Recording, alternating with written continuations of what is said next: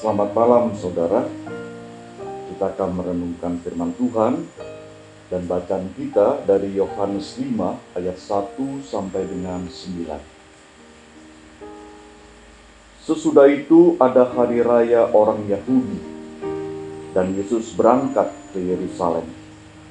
Di Yerusalem dekat pintu gerbang domba ada sebuah kolam yang dalam bahasa Ibrani disebut Betesda.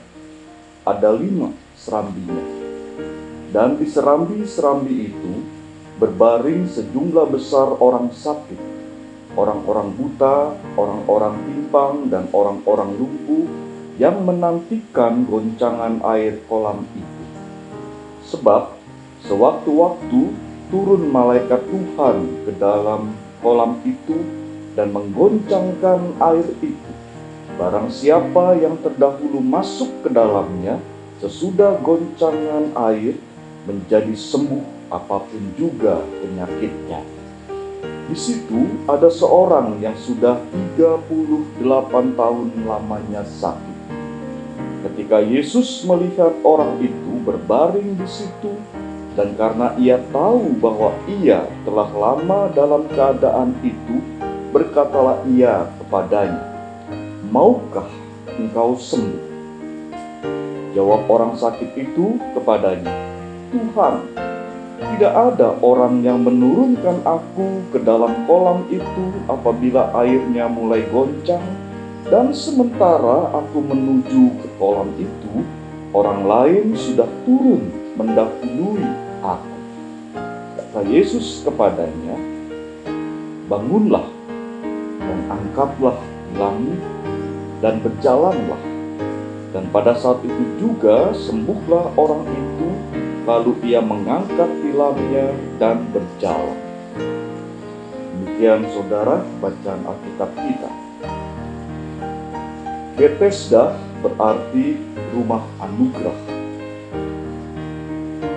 Betesda menjadi tempat harapan bagi orang-orang sakit untuk sembuh. Di serambi kolam itu, mereka menunggu goncangan air kolam dan berlomba-lomba masuk ke dalamnya, dan yang terdahulu masuk ke kolam, dia akan mendapatkan kesembuhan.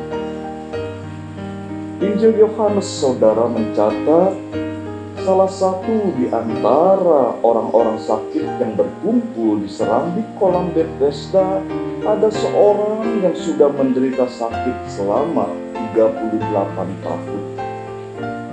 Keberadaannya selama 38 tahun di situ bukan hal yang spesial bagi orang-orang sakit lainnya, mungkin juga bukan hal yang spesial bagi orang-orang yang lalu lalang di sekitarnya.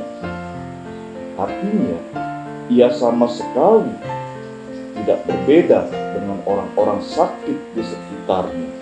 Tidak perlu dan tidak harus mendapatkan perhatian khusus dari orang lain yang sedang berlalu lalang. 38 tahun tetap berada di tempat itu menyiratkan bahwa ia selalu kalah bersaing. Ia selalu ketinggalan untuk menjadi orang pertama yang masuk ke kolam Betesda saat air kolam berguncang. 38 tahun di situ, saudara, juga menyiratkan tidak ada orang lain yang peduli apalagi menolong. Bisa jadi sakitnya yang begitu lama membuat ia berputus asa, dia kehilangan harapan dan keinginan untuk sembuh. Mungkin ia hanya bisa menerima nasib membiasakan diri dengan sakitnya dan tidak terlalu peduli apakah ada orang lain yang berbelas kasihan lalu menolong dia.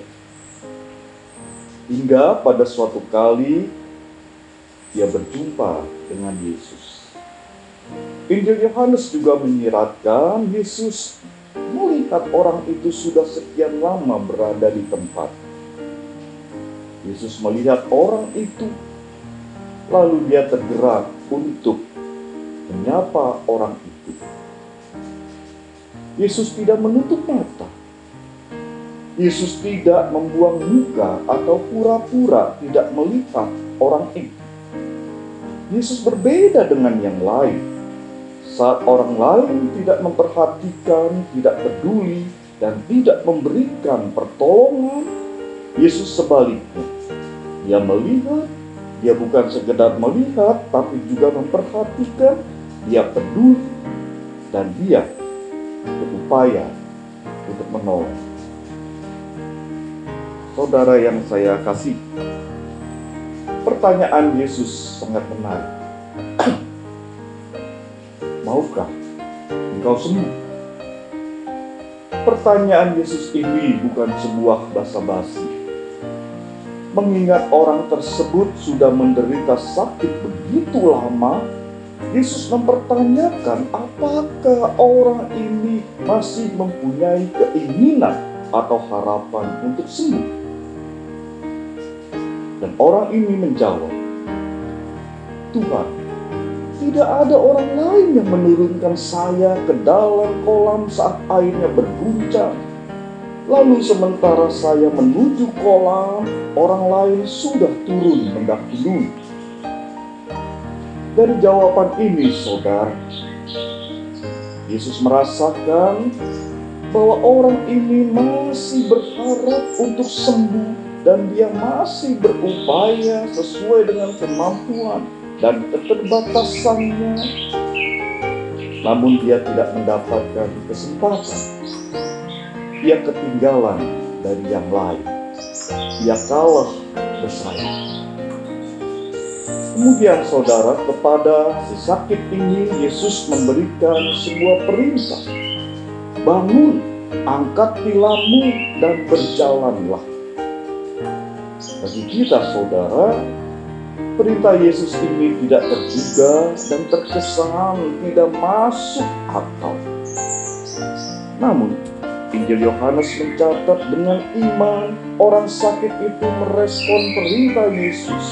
Imannya mengalahkan rintangan, perasaan tidak berdaya, dan ia melakukan apa yang Yesus perintahkan. Kesembuhan yang akhirnya dialami memang mutlak karena kedaulatan Allah. Tapi iman, pengharapan, kemauan, dan tekad orang ini untuk sembuh juga tidak boleh kita abaikan. Peristiwa mujizat kesembuhan di kolam Bethesda tidak bicara soal keselamatan, tapi bicara proses menyelesaikan sebuah masalah. Apakah orang ini mau atau tidak keluar dari masalah hidupnya? Apakah ia mau atau tidak sembuh dari sakitnya? Apakah ia mau atau tidak mengalahkan perasaannya yang dirasa tidak berdaya? Ternyata saudara, memang ada tekad dan kemauan dari diri orang ini untuk sembuh. Ia masih menjaga pengharapan dan imannya, dan akhirnya ia mengalami mujizat Tuhan.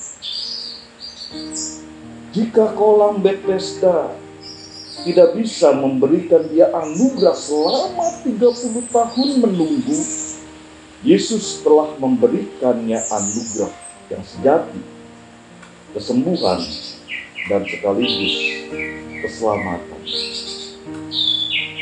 Bapak, Ibu, Saudara, sakit penyakit memang membuat kita lelah, bahkan kita bisa jadi kehilangan pengharapan, kita putus asa, dan akhirnya kita hanya mampu berpasrah diri. Dari firman Tuhan kita merenungkan, perlu bagi kita untuk tetap menjaga pengharapan, menjaga dan memelihara iman kita, perlu terus bersandar meminta pertolongan Tuhan. Dan satu saat, apa yang menjadi pengharapan kita, Tuhan sendiri yang akan mengabulkan. Kiranya Tuhan memberkati kita semua. Amin. Mari kita berdoa. Bapa, terima kasih atas firman Tuhan. Kami melihat bahwa Yesus adalah Tuhan yang berkuasa, Tuhan yang peduli, Tuhan yang selalu mengetahui apa yang kami gumulkan, Tuhan yang bertindak menjawab kebutuhan dari orang-orang yang percaya kepadanya.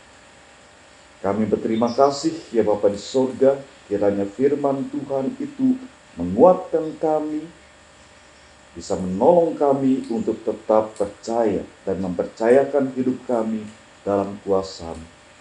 Secara khusus kami berdoa, kiranya Tuhan memberkati saudara-saudara kami yang sedang sakit. Kiranya Tuhan tetap menguatkan pengharapan mereka, menjaga iman mereka, dan biarlah boleh mereka tetap bersemangat untuk melakukan berbagai hal demi mendukung proses kesembuhan mereka di dalam pertolongan Tuhan. Bapa di sorga, bila sebentar kami istirahat, kiranya Tuhan memberkati dan melindungi kami. Dalam nama Tuhan kami Yesus, inilah doa kami. Amin. Selamat malam saudara, Tuhan memberkati.